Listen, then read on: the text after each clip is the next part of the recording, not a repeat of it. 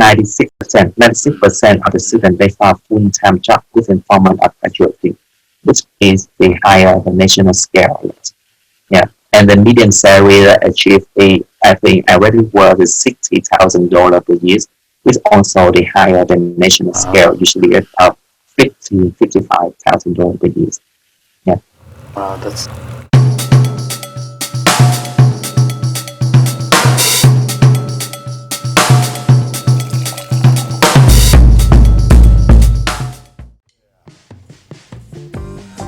So we're gonna start recording in 3, 2, 1. Hello everybody. Good morning, good afternoon, good evening, whenever you're watching this episode. Today is another episode of Coffee Chat with Adam, and I'm joined today by Khoa Lam from the University of Newcastle in Australia. So Mr. Lam, how you doing?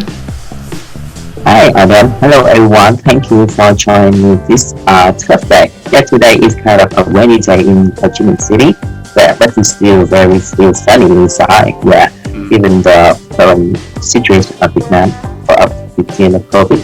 Okay, so I introduce myself a little bit. My name is Khoa.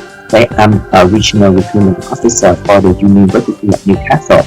And my main tasks and duties of the university is I give them the counseling, the information of the university to Vietnamese and Cambodian students. Yeah. That's nice. That's nice to hear. I didn't know it's actually a little bit windy, you said, in Vietnam. I thought it's always sunny and beautiful. It's the opposite here. It's like really cloudy and rainy these weeks. We've been 3 weeks no sunlight at all in Sweden, but that's okay. Hopefully soon I can come to Vietnam and enjoy the sunlight and the heat. So thank you very much for the quick introduction. That's actually really useful. One thing I would like to know more about is the University of Newcastle. So I would like to know more about the history, probably the background of the university. So tell us some more about the university itself. Yeah. So the University of Newcastle, originally we were a part of the University of New South Wales back in 1955, and after 10 years we are declared independent from the University of New South Wales to become the University of Newcastle in 1965. Yeah, so since after that we are striving and becoming better every day. So we're currently in the QS rankings of 2021. We are ranked at number 197. Yeah, so we are the top 200 university in the world. So it makes the 1% of university out of the world. And in the national scale, we are ranked at 11. Yeah, so you can rest assured that we are top class facility university education. And in doing our faculties, what our best major is included in STEM or science and business and education. Yeah. And one more thing about the University of Newcastle is we are located in the Newcastle region. So the Newcastle region, we are classified as a regional city. So when the students they are join and study here after they graduating, they will benefit a regional perks, that including the extra supposedly work rate extended to 1 or 2 years, so they make the total of 3 to 4 years. And with the regional areas, you are given more chance of employment and migration after graduating and studying. So that's make the best out of the world. Yeah, you can study in top university, and also you get a chance to stay and work here. Those are really good points, actually, especially the ranking, because I noticed the University of Newcastle has been always climbing up the ladder, like coming to, like always going up and up and up and up in the ranking, and probably in a few years' time you might end up in the top 100 instead of the top 200, you said. And being the top ranked, the 11th university in Australia is actually pretty good. It's incredibly good. So. This is actually, I'm really happy to hear that the university is always working so hard to improve the quality of the teaching and the career help for the student to improve the reputation, and I'm really happy to hear that. One thing I would like you to touch more about, which we will also delve a little bit in details later, is one of the points that I would like to for you to go a little bit in details is the teaching methodology that the university use in the classes. So are there any work integrated, not work integrated, but what kind of teaching methodology the university uses? Yeah. Yeah, okay. Yeah, so to answer that, first I would like to inform that the University of Newcastle is a public research university. Okay, so first when you hear the public and research, you think, okay, this university is more like academic and more kind of boring. But that's not true, because we are public research, but we know that today in the living world, the students, the employer, the employees, the working forces, they are interested in more to how they get the skills to work in the real world. Yeah. So beside our research things that we always did in the past. Yeah. So today in the modern world, the university we are strive to make the student more employable. So during our teaching, so especially like I would say example for the business classes. Usually for business classes, the university will gather hundreds of students in the class, but as our university usually we just let about maximum 50 students per class, and when the student get to the major, the class is just about 10 or 20 students per class, and we are always set up in the class of teamwork, so they always get to do things, not just study in theory. So we are mixed up between the research for any student who wants to do research, and for the students who are practical, we always allow them to take the work integrated learning, internship, or any practical project that allow them to become more employable in the future. So that's how we try to do with our university. That's actually very important, especially nowadays, like you said, because of not even the universities themselves, but also the students are focusing nowadays like on work integrated learning, and also career opportunities before they even make their decision to go to universities, like which career I would like to end up doing, and how can I move to that career through the university and the program that I'm studying. So having that already built up within the teaching methodology is quite important. So I'm really happy to hear that the University of Newcastle does that in Australia. So something that I know a lot of students will be interested in hearing is the requirements for the NCUK IFY program. So students who are currently studying NCUK IFY, and they will apply to the University of Newcastle next year. What are the requirements they need to have before they apply to University of Newcastle in Australia? Okay, so regarding the NCUK student, there are two things the student will need to certify to become admitted into the bachelor's degree at first. First, if the EAP grade, the student will need at least the grade of B, and for the overall grade it will be BCC. So that's for the most of the business programs for the University of Newcastle. Okay, so the EAP score has to be an overall grade of a C, and then the subject streams you need to have at least a B, C, and a C. B, C. Yes, that's correct. But of course, the harder you work and the higher your score are, the more opportunities you will have, and the higher the chances of you getting accepted. So you gotta work hard, students. Okay. Okay, this is actually good to know. Another thing I wanted to delve a little bit, or something that is more attractive to our students, is scholarships. And so I know the university offers some really nice scholarships to students. So could you give us some more insight about those scholarships? So currently for the business programs, currently the University of Newcastle in 2021 and 2022, we're offering the $5,000 scholarship per year for the first 2 years of the students. And during their study, if they achieve the overall distinction, they will be eligible for the addition $2,500 in the last term of the study. So they bring the total up to $500 scholarship for them. So that they can get. Furthermore, if they achieve the overall higher distinction, they will get a chance to get the $10,000 scholarship at the last year of graduation. Yeah. So I will make it simple. For the first 2 years, you guys will have at least $5,000 each year, and for the last year, if you get distinction, you will have 2,000 and a half, and if you achieve higher distinction, you get 10,000. Yeah. So it depends on you. You work hard every year, and you benefit the better things. Yeah. I'm pretty confident our Vietnamese students gonna get those 10,000s immediately. They're really hardworking. Yeah. Yeah, a lot. Yeah, I see that when these scholarship were announced last year, and during this year, they're like, I think more than 10 Vietnamese students. Wow. Yeah, really good. So proud. I'm so proud. 10,000 is actually really generous. So it's a good attraction point, definitely.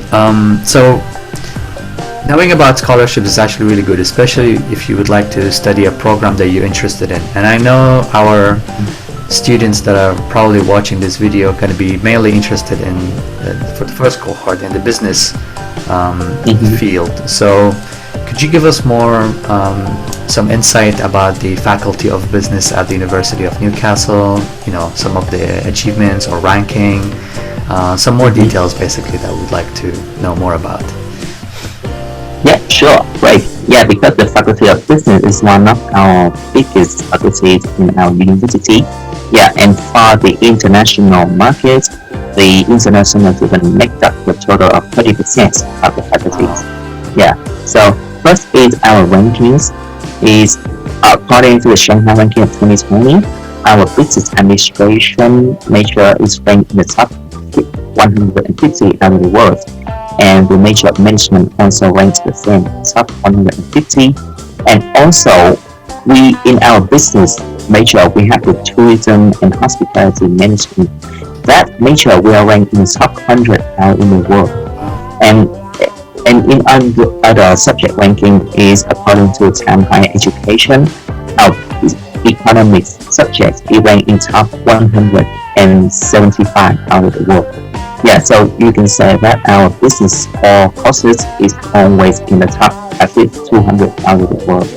And that's just the ranking. For our accreditation affiliation, we are AACSB accredited. Yeah, so AACSB is one of the oldest accreditation that given to the business school, and only 5% of the business school out of the world get the accreditation. Yeah, so any school who has this accreditation is, they consider they are probably a very good business school.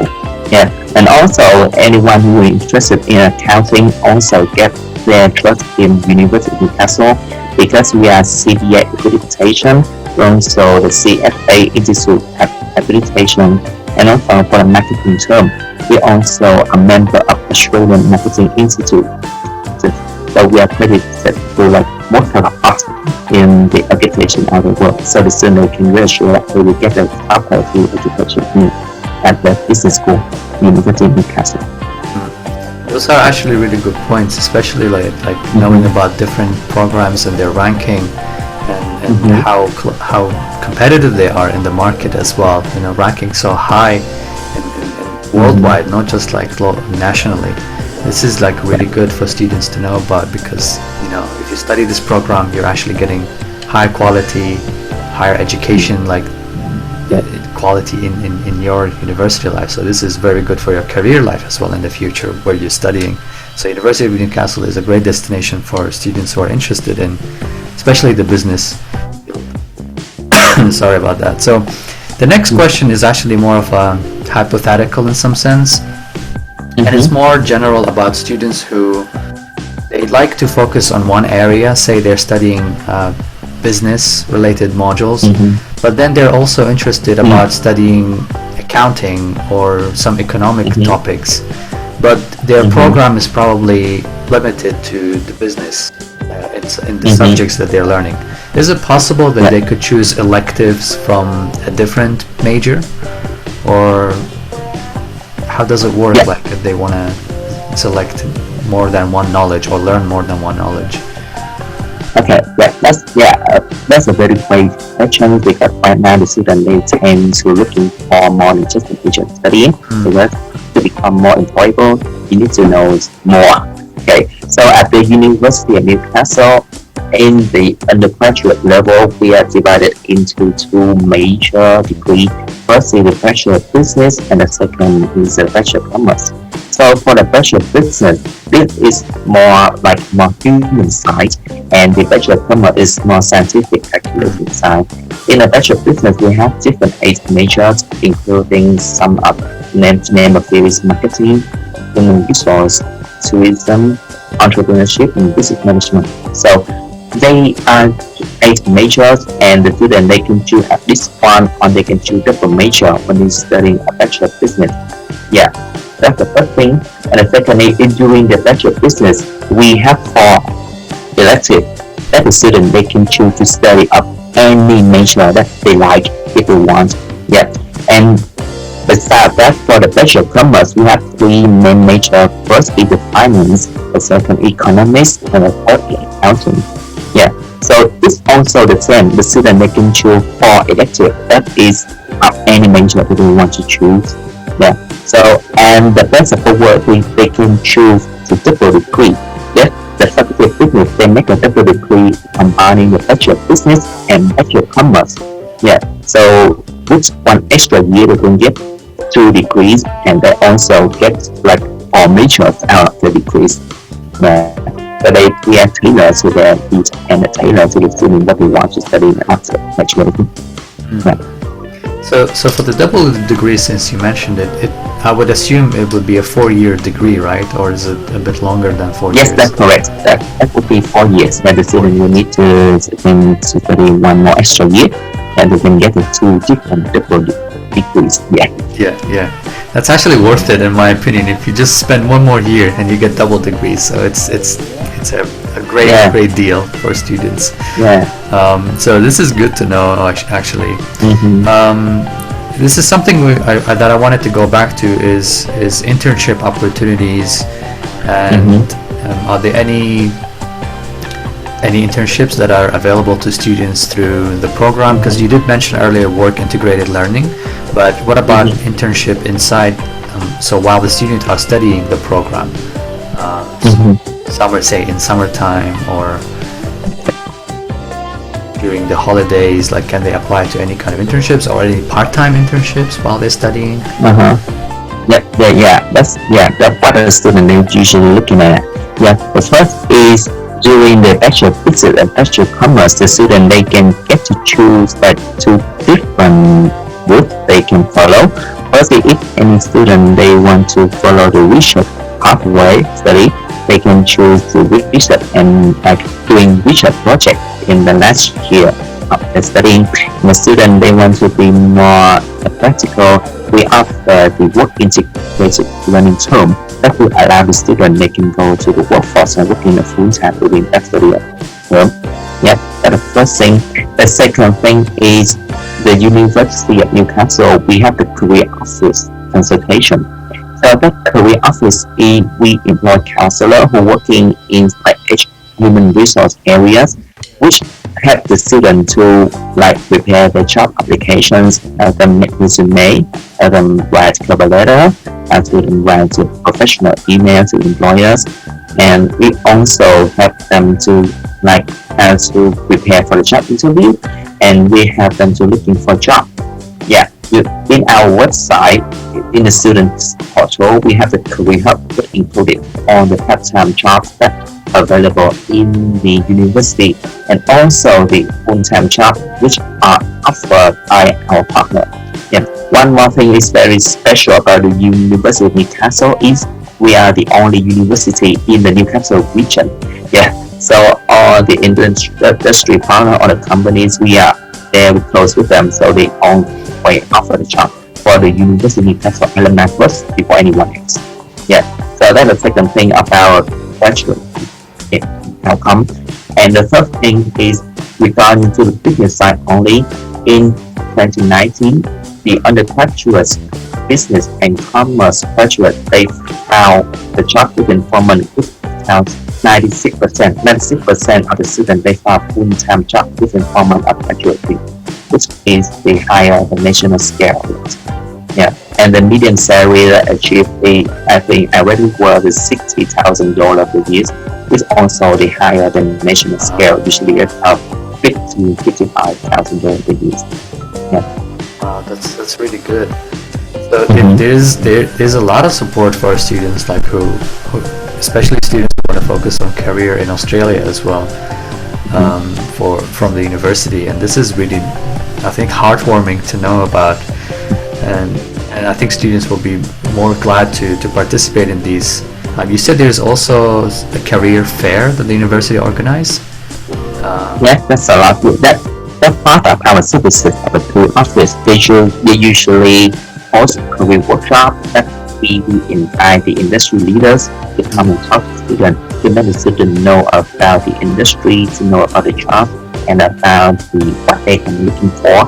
And also, we are usually host up the career fairs actually twice a year, usually in March and the of November. So they just right before they graduate. Yeah. So that the students to meet all kind of industry partner that we have. Yeah. That's exactly when the students need to be kind of like pushed into the market. It's like, yeah, go there. Yeah. Yeah. I don't know what happened to my virtual background. All of a sudden, it's like, boop, gone. It's okay. Your house is nice. Thank you. Kwao, one more question that I would like to know more about is how does the life in the city look like? The expenses, or living on campus, of course, and living in the city. Some more probably. You can give us details about what kind of societies and clubs the student can join, and also are there any Vietnamese food in the city? So give us some more insight about that. Okay, great. Yeah. This is one of the best things when the student they decided to join our university is because our main campus is located in the Newcastle city, which is 2-hour drive away from the Sydney city. And also the Newcastle city, we are the satellite city of the Sydney city. So you can see that we are on the development of every day very fast and quicker. And actually the University of Newcastle is one of the plans that being developed of the government. Yeah, we are building new campuses every year from now on until 2023. We brand new building of campuses so that they can enjoy and study here. So the Newcastle city, we are in a seashore city, and we are one of the big tourism city here. So when the students they come here, they will feel that they are relaxed by the chill vibe when they're studying here. Yeah. Also, we also have one of the during the 5 side. The students they usually enjoy more coffee break and the restaurant thing. Yeah, because of course we are tourism city, and also the expenses here is quite a lot cheaper comparing to other metropolitan city. Like comparing to Sydney and Melbourne, the student they can save up to 30% of living costs when they study here. Yeah. So when the student they studying here, they have like a lot of choices of accommodation. The student they can choose their on-campus accommodation. So on our on-campus accommodation offer a very affordable living expenses. The student they can prepare between 14,000 to 18,000 Australian dollar per year for the total of 1 year living expenses. Yeah, so that's quite much cheaper comparing to other metropolitan city. And even if the student they want to saving costs, they can look outside the off-campus options. For off-campus options, I can see the student they usually spend around 11 to 14,000 Australian dollar per year. Yeah, which is cheaper, but of course it's not convenient as when the student they decide to living on campus. True. Yeah. So, and the one more thing is we are a very big society here. So we have more than 80 clubs and the projects the student they can join in when they're studying here. So it's ranging from academic club like business club, law club, engineering, STEM, nerdy, football, or something like that. It ranges to becoming like yoga club and the gym club and soccer and surfing club. Yeah, so we have a bit of everything. Also, we have a Vietnamese club too. Yeah, Nice. which it That's what I wanted to hear. we included all the Vietnamese member of university, including student, professors too. Yeah, Nice. currently we have 3 Vietnamese professors working here, teaching here. Yeah, that's from engineering, education, and business. Yeah. Also in the city, we have, if I remember correctly, we have about 5 to 6 Vietnamese restaurants here. Yeah. Also we have Chinatown, which is selling a lot of Asian food and ingredients, so the student they can get familiar with. Yeah, so they can feel they are at home when they study. True. True. Yeah, yeah. The student they can get a lot of feeling experience here because most of our student is domestic. 80% of our student is domestic, and 20% is international student. And we try to divert it as much as we can between China, India, and South Asia, and European and South America. Yeah, we try to diverse it all. Yeah. So the student they can learn a lot of culture here, but also they can learn Australian culture, which is very convenient when they after graduating, because they need to learn the Australian culture so that they can be more employable in the Australian living scene. Of course. Yeah, that's why I have to say. And this is good if the university offers them this kind of environment. Not only they improve, like you said, the culture, but also their networking will be diverse. So they will have network from different countries. If they would like to start a business or they have any career idea, that's perfect environment for them to develop that. Yes. But I wanted to ask you about something when you mentioned the coffee. What about Vietnamese coffee? Can we find Vietnamese coffee on campus as well? I don't think so. Yeah, I think that the student they can find in a Vietnamese restaurant. In the city. Yeah, but during the campus. Yeah, not on the campus. Usually they sell like Western food, Chinese food, and Indian food, Malaysian food. Yeah, right. But they will be dissect between the Western, the Asian, and a little bit more of the Indian food. These are 3 major cuisines of the world. Yeah, if they want to find Vietnamese coffee, go to Vietnamese restaurant. Yeah, they have it. I think this is really nice to have a sense of home wherever you go. It's actually really important. But I think they can find like Vietnamese coffee in the, like you said, not only the restaurants, but there's a Chinatown, so there's a lot of Asian supermarkets, so they can probably find Vietnamese coffee there. They can buy it and take it to the campus. All right. Well, I'm actually running out of questions. I only have one final question, and it's more of a personal advice from yourself to our students, since you meet a lot of Vietnamese students as well. So what kind of advice would you like to give our students who are watching this episode? Okay, so I think I will answer this question in Vietnamese, so the student they can the sex is better.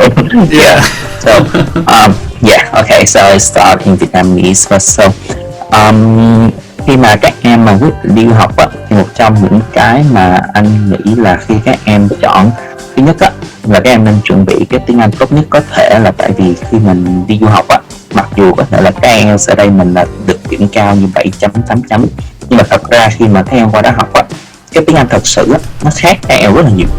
Dạ, đó là cái đầu tiên anh chia sẻ. Cái thứ hai á, là các em sẽ cần cái sự chuẩn bị và sự tự học rất là nhiều luôn khi các em đi du học.